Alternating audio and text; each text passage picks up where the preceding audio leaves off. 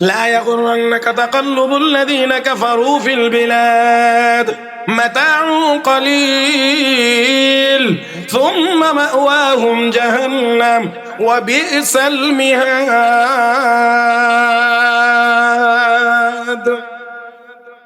নবী গো, তাদের বাড়ি গাড়ি দালান কোঠা দেখে, তাদের চলন বলন দেখে, বিলাসিতা দেখে আপনি আপনার উম্মত যেন ধোঁকায় পড়ে না যান। সামান্য সম্পদ, মাতাউন কালিল, সামান্য সম্পদ তাদেরকে দিয়েছি।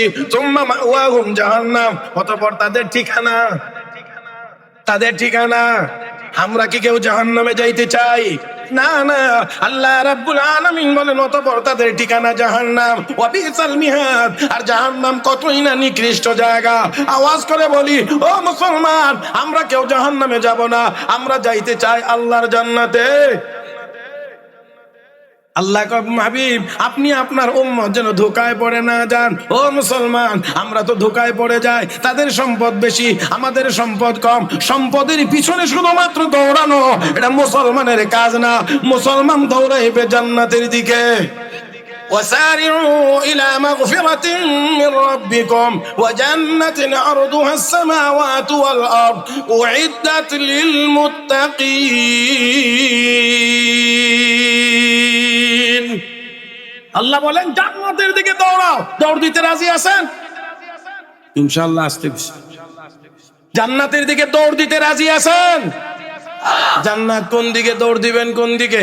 ও মুসলমান, জান্নাতের দিকে যদি দৌড়াইতে হয় দৌড় দেন মসজিদের দিকে। জান্নাতের দিকে যদি দৌড়াইতে হয় দৌড় দেন মাদ্রাসার দিকে।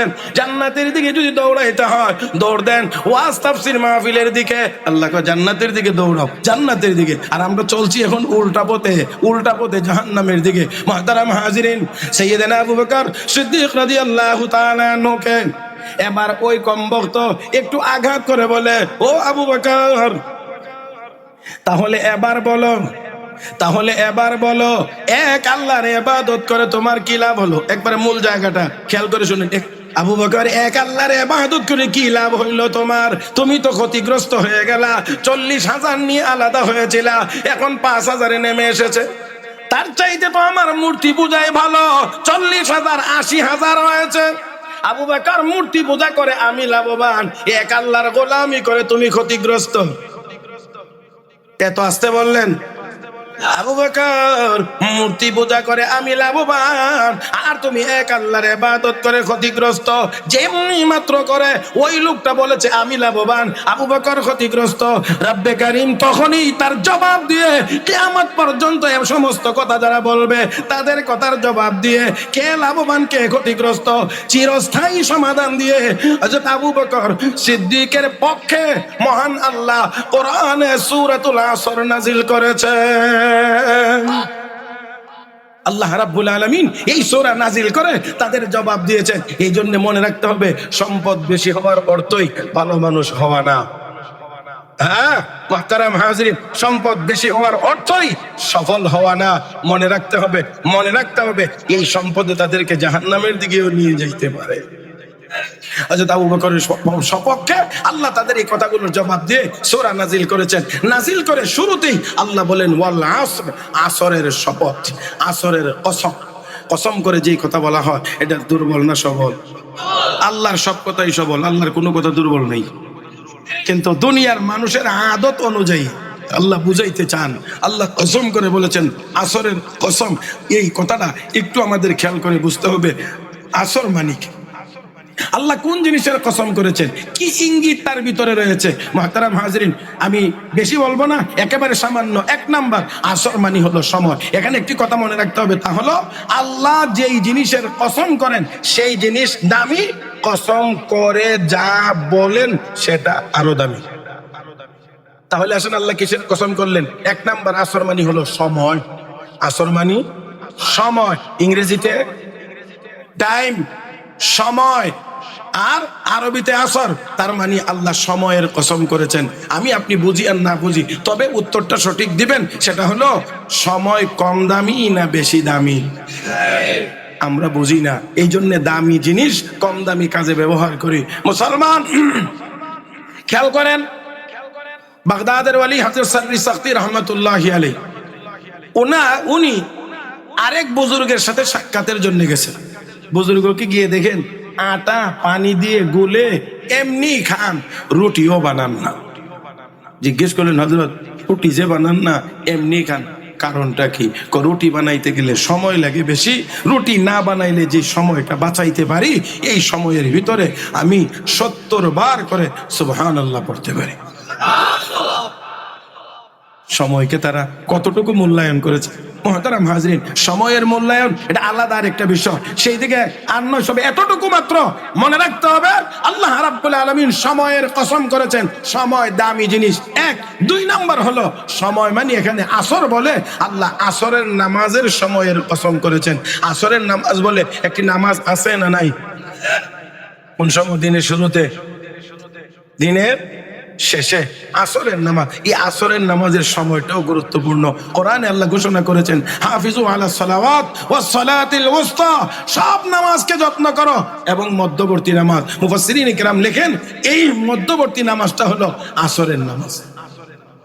ইমাম বগবী আরেকটু ব্যাখ্যা করে বলেছেন আসরের আগে ফজর এবং জোহর দিনের বেলার 2 ওয়াক্ত নামাজ, আসরের পরে মাগরিব এবং এশা রাতের বেলার 2 ওয়াক্তের নামাজ। এই হিসাবে আসর হলো মধ্যবর্তী নামাজ। তাহলে এই নামাজের আলাদা করে আল্লাহ বলেছেন ওয়াস সালাতিল উসতা, মধ্যবর্তী নামাজ আসরের নামাজের বেশি যত্ন করো। কেন? এটারও কারণ আছে। হাদিস শরীফে আছে একজন মানুষকে যখন কবরে দাফন করা হয়, দাফন করে আত্মীয় স্বজন যখন একটু দূরে চলে আসে, যেই সময়েই দাফন করা হোক, জীবিত হওয়ার পরে পুনরায় কবরে যখন লোকটাকে জীবিত করা হয়, তখন ওই লোকটা জীবিত হয়ে দেখতে পায় আসরের নামাজের সময়টা যেন শেষ হয়ে যাচ্ছে। যেই টাইমেই দাফন করেন সে কবরে দেখবে কোন সময়।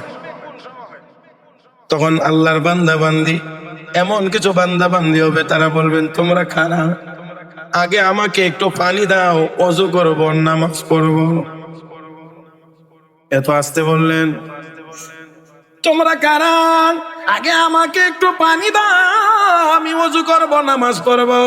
এমনি যুবকের মতো সুন্দর সুদর্শন কে জানি কবরে এসে ডাক দিয়ে বলবে আল্লাহর বান্দি গো, এটা নামাজের জায়গা না, এটা নামাজ পড়ার জায়গা না, নামাজের ফলাফল ভোগ করার জায়গা। এটা দুনিয়া না, এটা কবর জগৎ। কে তুমি? চিনতে পারলাম না, বুঝতে পারলাম না। তখন সে পরিচয় দিয়ে বলবে আমি হলাম তোমার দুনিয়ার জীবনের তেলাওয়াত করা কোরআন। নামাজ পড়তে হবে না, নামাজের ফলাফল ভোগ করবে কবরে। ওরে মুসলমান, দুনিয়ার জীবনটা আমাদের কষ্টের, কিন্তু পরকাল কবর জগৎ থেকে নিয়ে মুমিন আরাম করবে। আর একটু জোরে কান, দুনিয়ার জীবনে জাগবে, কবরে গিয়ে ঘুমাইবে। দুনিয়ার জীবনে ক্ষুধার্ত থাকবে, জান্নাতের ভিতরে গিয়ে মুমিন খাইবে। ও মুসলমান, দুনিয়াটা বেশি খাওয়ার জন্য না, বেশি ঘুমানোর জন্যও না। আল্লাহর প্রিয় বান্দা বান্দি যারা, তারা ঘুমায় না, তারা শেষ রাত্রিতে উঠে উঠে আল্লাহর কদমে তারা সেজদায় পড়ে থাকে। ওয়াল্লাযীনা ইয়াবিতুনা লিরাব্বিহিম সুজদান ওয়া কিয়ামা والذين يقولون ربنا اصرف عنا عذاب جهنم إن عذابها كان غراما إنها ساءت مستقرا ومقاما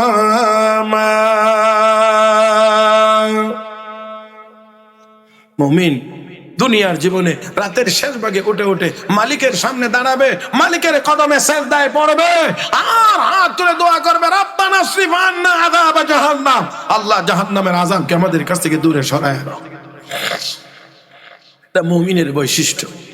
মুহতারাম হাজিরিন, তো মুমিন আরাম করবে তো কবরে গিয়ে। যখন প্রশ্নের জবাব সঠিকভাবে দেওয়া হয়ে যাবে, তখন আল্লাহ রাব্বুল আলামিন বলবেন এ ফেরেশতারা, জান্নাতি বিছানা বিছাও, জান্নাতি পোশাক পরিধান করে দাও, জান্নাতের দিক থেকে দরজা গেট একটা খুলে দাও, যাতে করে জান্নাতের সুশীতল বাতাস আসে। আর তাকে বলা হবে ঘুমাও, নতুন দুলহা আর নতুন দুলহানের মতো ঘুমাও নিশ্চিন্তভাবে। এক ঘুম দিবে ইসরাফিল ফেরেশতা, দ্বিতীয়বার সিংহায় ফু দিবে। সুম্মা নুফিখা ফীহি উখরা ফাইযা হুম কিয়ামুন ইয়ানজুরুন। যখন দ্বিতীয়বার সিংহায় ফু দিবে, তখন ওই ব্যক্তিগুলো কবর থেকে করবে। এই ঘুমাইব সেখানে, আর দুনিয়ার জীবনে একটু জাগতে হবে, মালিকের সাথে একটু যোগাযোগ বাড়াইতে হবে। আর একটু জোরে কান, ও মুসলমান, যোগাযোগ বাড়াইতে হবে আল্লাহর সাথে, সম্পর্ক গড়তে হবে আল্লাহর সাথে। আল্লাহর সাথে সম্পর্ক যত গভীর হবে, যত বেশি গভীর হবে, ততই বেশি আরাম পাওয়া যাবে, মজা পাওয়া যাবে। কিছু মানুষ ঘুমায়া আরাম পায়, আর কিছু মানুষ শেষ রাত্রিতে উঠে উঠে তাহাজ্জুদের নামাজ পড়ে আরাম পায়। হযরত আবু বকর সিদ্দিক রাদিয়াল্লাহু তাআলা আনহু লক্ষ্য করে দেখেন, সামান্য সম্পদ আর আছে, এই জন্য বলছিল ক্ষতিগ্রস্ত। আল্লাহ কোনা আমার আবু বকর ক্ষতিগ্রস্ত না লাভবান? আল্লাহ আসরের কসম করে জবাব দিয়ে বলেন, আসরের সময় মানে হলো আসরের নামাজের সময়। কবরে মানুষ দেখবে আসরের সময়। 3 নাম্বার ব্যাখ্যা হলো, আসর মানে হলো আমার নবীর হায়াতে মুবারাকা, নবীর জীবনের কসম। আল্লাহ রাব্বুল আলামিন কসম করে তাদের ওই কথার জবাব দিয়ে বলেন, ইন্নাল ইনসানা লাফি খুসর, নিশ্চয়ই সমস্ত মানুষ ক্ষতিগ্রস্ত। আগের কথাগুলো যদি স্মরণ থাকে, এবার একটু একটু করে মিলানোর চেষ্টা করেন।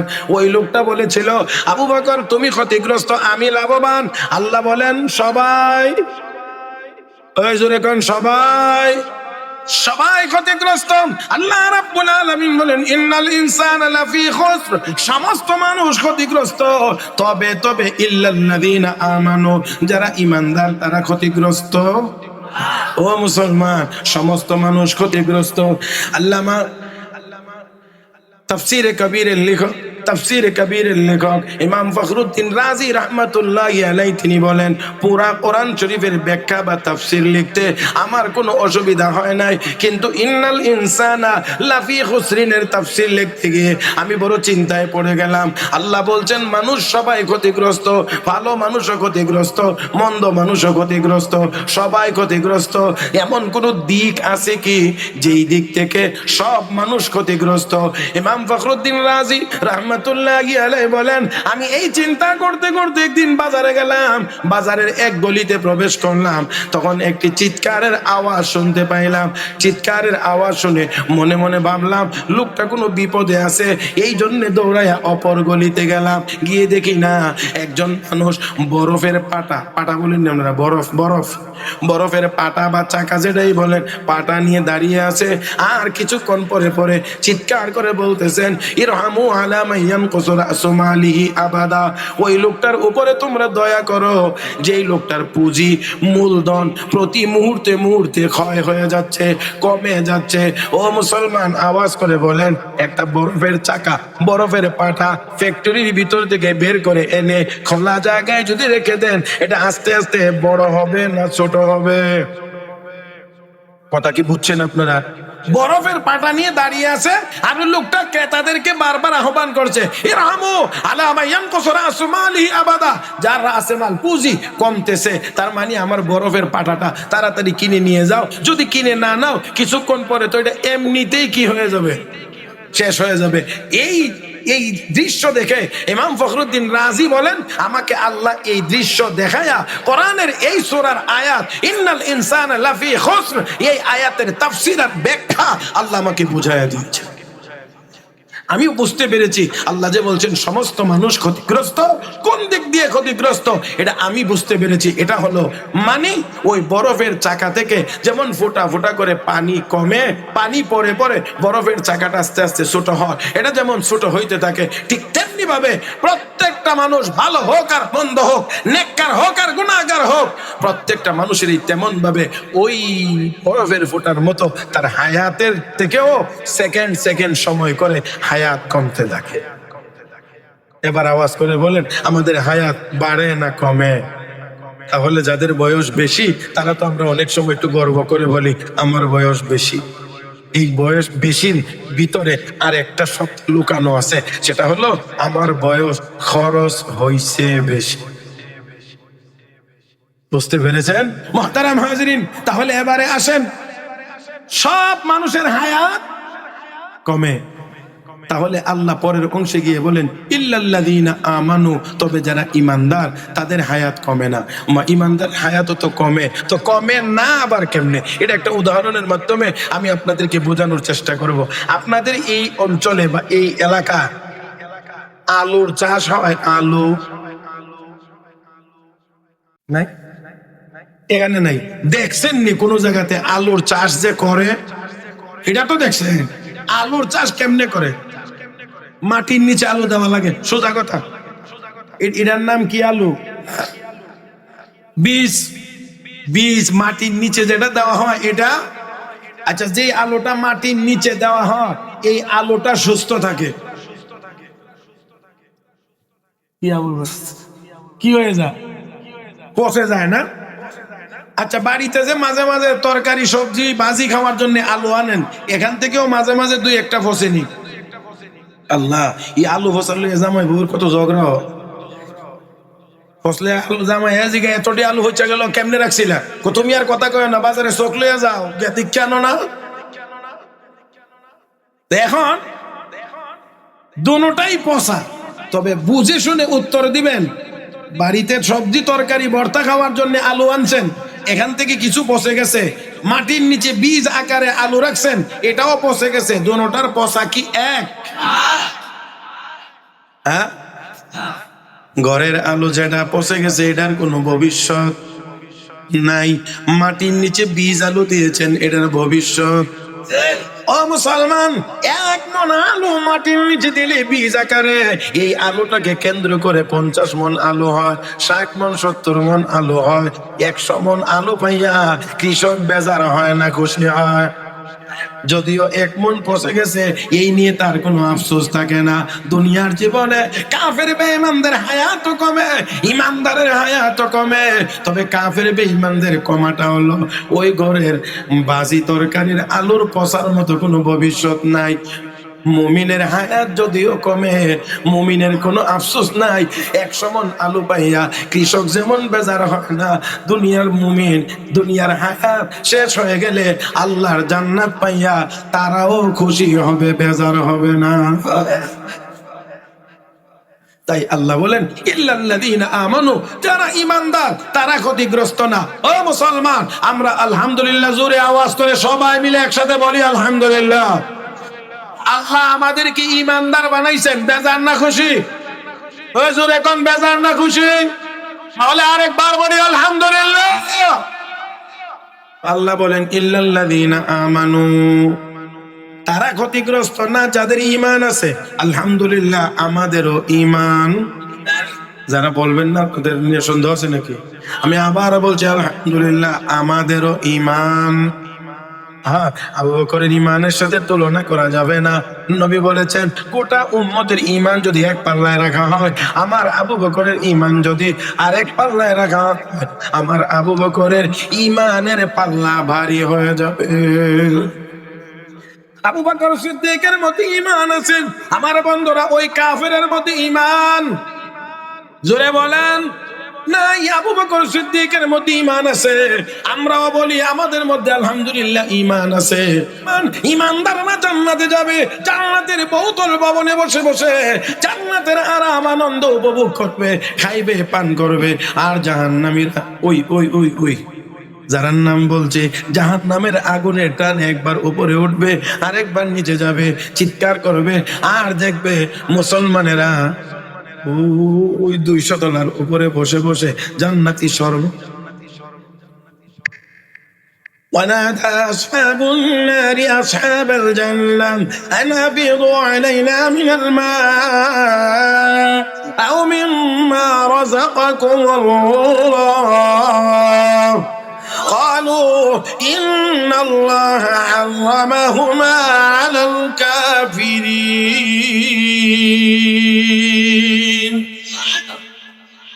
এই দিন এত হীনমন্যতায় ভোগার কোনো কারণ নাই। মাদ্রাসার তালিবুলের আমরা কিছু ডাইল খাইব, আমরা খাইব গিয়ে জান্নাতে। ওই দিন ডাম ডুম যেটি আছে ডাম, আরে দেখো না ট্রাম, ওই দিন বলবে ও জান্নাতীরা, তোমরা যে খাওয়ার পরে কিছু অবশিষ্ট রইছে, যেটা আমরা বলি ঝুটা, রয়ে গেছে, এখান থেকে একটু খাবার একটু পানিও আমরা দাও না। তখন ওই দিন জান্নাতীরা বলবে না না, দেওয়া যাবে না, দেওয়া যাবে না। ইন্নাল্লাহ হারামাহুমা আলাল কাফিরিন, জাহান্নামীদের কাফেরদের জন্য জান্নাতের এই শরবত আল্লাহ হারাম ঘোষণা করেছেন।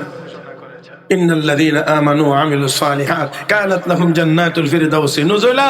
ঈমানদার হবে যারা, নেককার হবে যারা, তাদের ঠিকানা হবে জান্নাতুল ফিরদাউস। মুহতারাম হাজরিন, হযরত আবু বকর সিদ্দিকের মধ্যে ঈমান নাই না আছে? ওই জালেমের মধ্যে ওয়া আমিলুস সালিহাত, নেক আমল হযরত আবু বকরের মধ্যে নাই না আছে? আল্লাহু আকবার। হযরত আবু বকর সিদ্দিক রাদিয়াল্লাহু তাআলা আনহু, হযরত আবু বকর সিদ্দিক রাদিয়াল্লাহু তাআলা আনহু নেকের সাথে অন্য কারো নেকের কোনো তুলনা করা যাবে? 2 3 নাম্বার হলো ওয়াতাওয়াসাউ বিল হক, একে অপরকে সত্যের উপদেশ দেওয়া, সত্যের উপদেশ। হযরত আবু বকর সিদ্দিক নিজে যেমন ঈমান এনেছেন, নিজে যেমন নেক আমল করেছেন, এই দাওয়াত অন্য মানুষকেও দিয়েছেন, এই দাওয়াত অন্য মানুষকেও দিয়েছেন। দিতে গিয়ে হযরত আবু বকর নির্যাতিত হয়েছেন, মার খেয়েছেন। আল্লাহর নবীকে মার থেকে, আঘাত থেকে রক্ষা করতে গিয়েও হযরত আবু বকর সিদ্দিক রক্তাক্ত হয়েছেন। ও মুসলমান, তাহলে হকের দাওয়াত দিয়েছেন। 4 নাম্বার হলো ওয়াতাওয়াসাউ বিস সাবর। আল্লাহ রাব্বুল আলামিন বলেন ওয়াতাওয়াসাউ বিস সাবর, একে অপরকে ধৈর্যের উপদেশ দেওয়া। মুফাসসিরিন کرام লেখেন ঈমানের কথা বলা হয়েছে, নেক আমলের কথা বলা হয়েছে, হকের কথা বলা হয়েছে। 4 নম্বরে গিয়ে সবরের কথা আল্লাহ বলে বুঝাইয়া দিলেন, যেই লোকটা ঈমান আনবে, নেক আমল করবে, আর সে ঈমানের কথা, নেক আমলের কথা অন্যকে বলবে, হকের দাওয়াত দিবে, তার উপরে অবশ্যই বিপদ আসবে, আর ওই সময়ে তাকে সবর বা ধৈর্য ধারণ করতে হবে। সাইয়েদনা হযরত আবু বকর সিদ্দিক রাদিয়াল্লাহু তাআলা আনহু এই ধৈর্যেরও তিনি পরাকাষ্ঠা দেখিয়েছেন। হযরত আবু বকর সিদ্দিক রাদিয়াল্লাহু তাআলা আনহু একদিন ওনার ঘরের মধ্যেই দুপুরবেলা একটু আরাম করতেছিলেন। হঠাৎ কেমন যেন একটু অস্থির অস্থির লাগতেছে। রাহমাতুল লিল আলামিন কাবার সামনে, বাইতুল্লাহর সামনে কোরআনের তেলাওয়াতের অপরাধে উকবা ইবনে আবি মুঈত নামে এক কাফের নেতা আল্লাহর নবীর উপরে নির্যাতন করতেছিল, মারতেছিল। আর এই অবস্থা মক্কার কাফের বেঈমানরা এই দৃশ্য দেখতেছিল। হযরত আবু বকর সিদ্দিক রাদিয়াল্লাহু তাআলা আনহু, আপনারা যারা মক্কা শরীফে গেছেন তারা জানেন, হারাম শরীফের একটু সামনে আগাইলেই, বের হয়ে একটু সামনে আগাইলে একটা মসজিদে আছে, মসজিদে আবু বকর নামে একটা মসজিদ আছে। এই মসজিদে আবু বকরটাই হযরত আবু বকর সিদ্দিকের বাড়ি। এখনের মতো এমন সমতল তর তখন ছিল না। হঠাৎ করে কেমন জানি কানের মধ্যে আওয়াজ গেছে, আর এই আওয়াজ শুনে কাপড় চোপড় তেমন সবগুলো নাই, যেমন আমরা গেঞ্জি পরে থাকি এরকম সাধারণ কাপড় ছিল। হযরত আবু বকর দৌড়ে আসলেন, আয়েশা দেখে সবাই তামাশা দেখতে আছে, আর আমার নবীকে ওই জালেম আঘাত করতে আছে। এই মানব প্রাচীর ভঙ্গ করে, ভেদ করে হযরত আবু বকর গিয়ে ওই জালেমকে ধাক্কা দিয়ে সরাইলেন, আর বললেন আতাকতুলু রাজুলান আইয়াকুলা রাব্বি আল্লাহ, একজন মানুষ আল্লাহর কথা বলে, আর এই জন্য তুই তাকে মারতে আসিস, আঘাত করতে আসিস, হে উকবা, তোর কি একটু লজ্জাও লাগে না?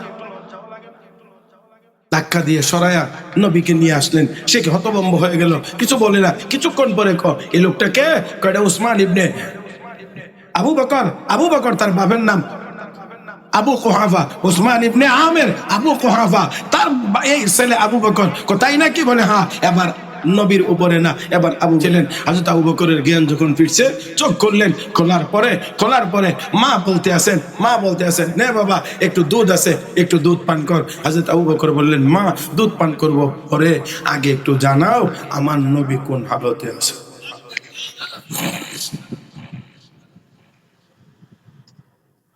হযরত আবু বকরের মা তখন বললেন, বাবা আবু বকর, জানি না তোমার নবী কোন হালতে আছে।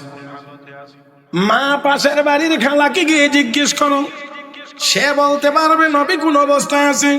হযরত আবু বকরের মা গেলেন, গিয়ে বললেন, তোমার নবী কোন অবস্থায় আছে, কোন জায়গায় আছে? বলে না জানি নবীর কোন অসুবিধা হয় সেই জন্য বলে না। রাহমাতুল লিল আলামিনের কথা সন্ধান সে দিতে চায় না। হযরত আবু বকরের মা আবার ফিরে আসলেন, বাবারে সে তো বলে না, জানতে চায় না। রাহমাতুল লিল আলামিন নবী মুহাম্মদুর রাসূলুল্লাহ সাল্লাল্লাহু আলাইহি ওয়াসাল্লামের সাহাবী হযরত আবু বকর বললেন, মা গো আমাকে একটু ধরো, আমাকে একটু ধরো। মায়ের কাঁধের উপরে ভর করে এবার গেছেন ওই খালার বাড়িতে গিয়ে বলেন, খালো নবী কোথায়? মহিলা এবার আবু বকরের চেহারার দিকে তাকান, আবু বকরের মায়ের চেহারার দিকে তাকান। বুঝাইতে চাইলেন আবু বকর নবীর সংবাদ নেওয়ার জন্য আসলাম, সাথে আবার কাকে নিয়ে আসলাম?